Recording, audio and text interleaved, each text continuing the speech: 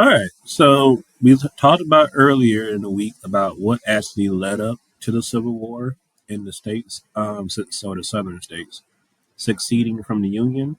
So today we're going to take a look at the actual war itself, but specifically in this class we'll look at just Georgia's part in the war. Now you take U.S. history in 11th grade, you'll talk more about the overall war when it comes to the entire country.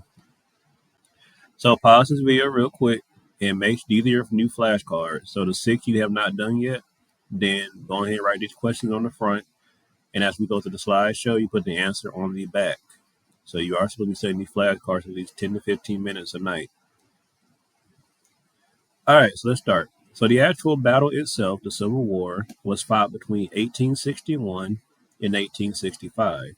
So it was fought between the Union, which is the United States, and the South. Because remember now, the South has broke away from the United States to make their own country, which they call the Confederate States of America.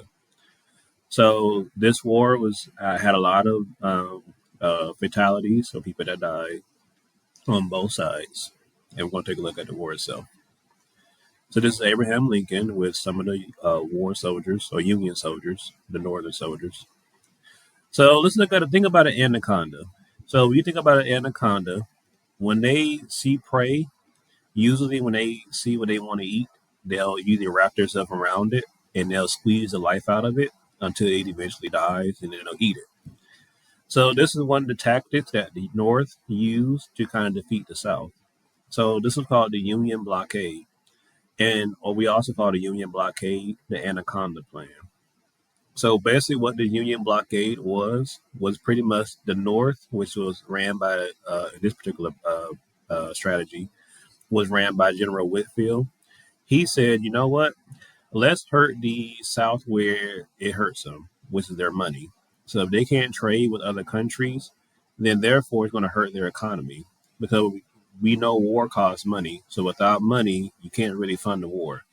So they set up around the perimeter of the South these things called blockade runners, and these were like basically little ships that pretty much kept things from going in and out of the South. And at first, it wasn't effective, but by re-strategizing, the blockade ended up becoming effective, and it did indeed hurt the South and their economy. And they actually occupied the southern port of Savannah because Atlanta at this time was Georgia itself, but especially Atlanta was pretty much the central point for like all the resources the South needed. They came to Atlanta for. So this is like kind of like a political cartoon of how the Anaconda Plan looked. So as you see, the anacondas wrapped around this whole southern part of the United States. And these are some images related to the war itself. You can pause and look at them. All right, so now in the midst of the war, President Lincoln issued what's called the Emancipation Proclamation. And pretty much that document or that executive order stated that all enslaved people in the South could be free. So now they weren't immediately freed because again the war was still going on, and the South did have some resistance to it. But eventually news got around and the slaves were indeed free. So this is the actual proclamation itself. I'm not going to read all this, but you can pause it. So in the midst of that, another condition of how blacks could be free, remember slavery was still going on this time during the war. So if slaves actually made their way to the North and they fought on the behalf of the Union, they would be free. Now they did take a chance because the Union if the Confederacy caught them, then they would be killed. So in Georgia alone, about 3,500 Black Georgians actually joined the Union, and these are some of those slaves, and I guess now former slaves, that did get their freedom by fighting in the Union Army. So the first battle that was actually fought in Georgia is called the Battle of Chickamauga. And this battle wasn't really successful for the North. The South did win this battle, but it was indeed a very bloody battle. Actually, the second bloodiest battle in the actual war itself.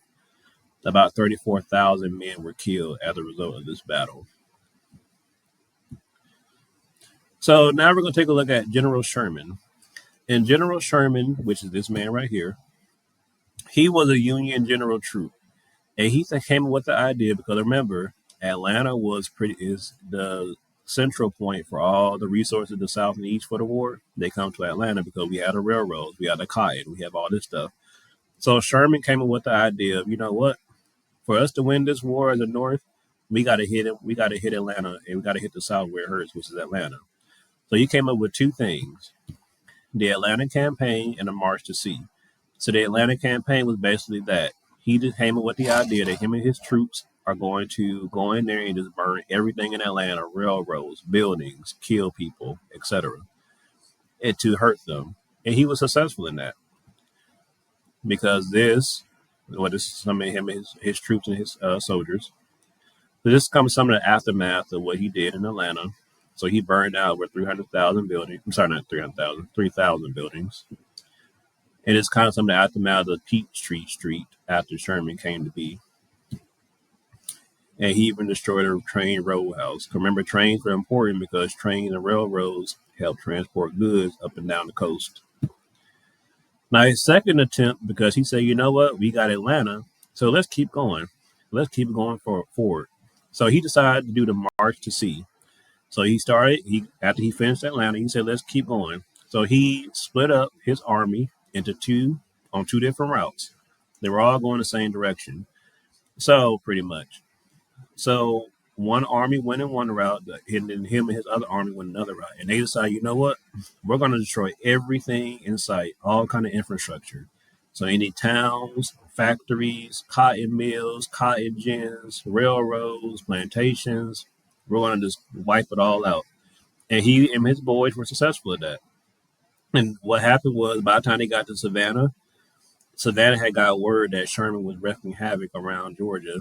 So they said, you know what? Savannah said, we surrender. We don't want no parts of that. So there's some of the damage that Sherman caused. He actually caused about $100 million worth of property damage on his march to sea. So when Savannah surrendered, he did end up giving that to President Lincoln as a Christmas gift. And that pretty much led to the end of the Civil War because once Georgia surrendered, once Savannah surrendered, that was the end.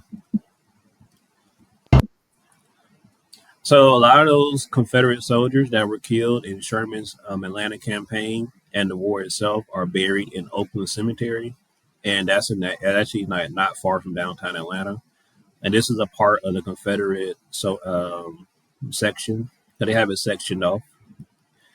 So over 3,000 of those Confederate soldiers were killed when Sherman burnt down and destroyed Atlanta. So a lot of them did not. Well, they had names, but they didn't know who they were to identify them. So they put all their bodies, and everybody is still there to this day. They put all 3,000 of them under that lion, and this lion was called the Lion of Atlanta, and it was made by a Confederacy women's group back in the 1800s to kind of commemorate those unknown soldiers. The lion has since been taken away in 2021 because around the time when the George Floyd protests were going on, a lot of protesters were vandalizing the lion, like graffitiing in it and throwing paint on it because it is a racial white supremacist symbol because the lion is seeking over or protecting the Confederate flag. And these are some of the graves of the Confederate soldiers that were identified, and I took pictures of them. So this is a small fraction of the actual section.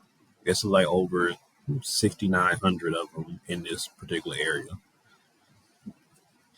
And the last thing we're going to take a look at is Andersonville Prison. Now, in Andersonville, Georgia, which is like in Macon County, that's a Confederate prison camp, and they would take Union soldiers hostage or prisoner, I should say, in this camp. Now, this camp was known for its being inhumane because those prisoners were treated terribly. They were a lot of times malnutrition. They weren't really eating, and they caused them to starve to death.